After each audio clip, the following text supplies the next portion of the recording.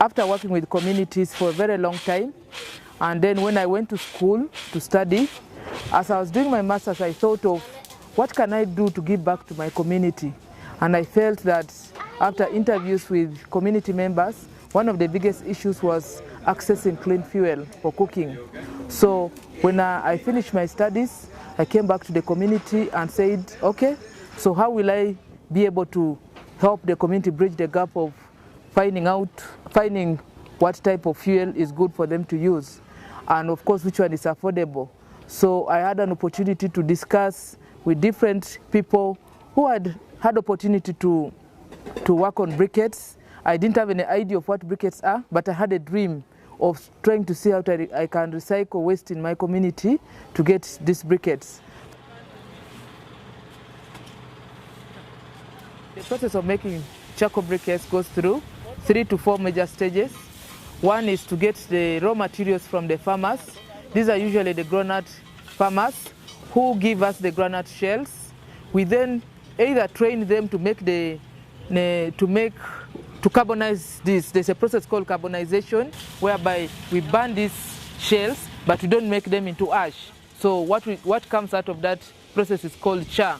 So that process is charring the shells. And then when we char the shells, we deliver the char to the production site, where it's now mixed with binder. And then after mixing with binder, the binder we're using at the moment is waste cassava, which we make into porridge, mix it with the char that we've brought from the farmers, mix some charcoal dust to improve its density, and then we pass it through a mixer that helps us to mix up very well, neatly. Then after that, we pour it into the extruder with a mold that is able now to extrude the briquettes, and we take it to dry. So drying is the second last stage, because it will take 2 to 3 days to have it dried under the sun.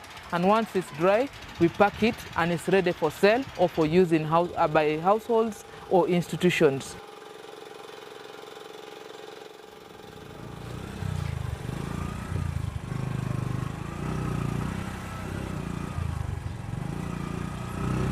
We want to encourage people to use an alternative to firewood so that we save our forests and protect our environment, as well as encouraging people to plant more trees to replace the ones they have cut.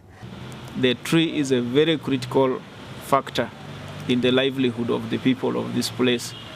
People who rely solely on agricultural productivity, people who rely solely on selling wood in all forms, in form of timber, in form of charcoal, in form of firewood. Now, when we want to preserve the tree, that means we are curtailing the livelihood of these people. When we stop them from using the tree, that means their livelihood at risk. Now, we need to find a solution. We need to find a middle ground. The middle ground, I believe, is going for an alternative to firewood, to wood energy as an energy for a source of energy for cooking. We need to get an alternative to charcoal, an alternative to firewood. And this is where a briquette comes in handy.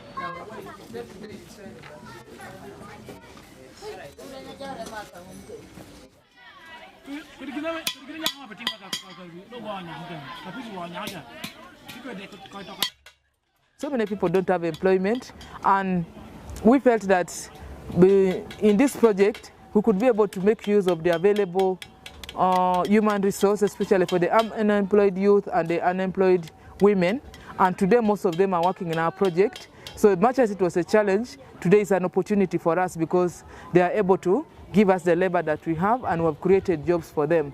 And this has helped also improve their livelihood, because they are able to earn income and meet some of the basic needs in their families from the project. I'm also happy to see that I mentor young people who in future should be able to find solutions to the problems in their community, and not wait for other people to come and give solutions to the problems that they're having in their community. So that's basically what I would want people to look at me as a change maker who is contributing to the development of their community, and as an innovator.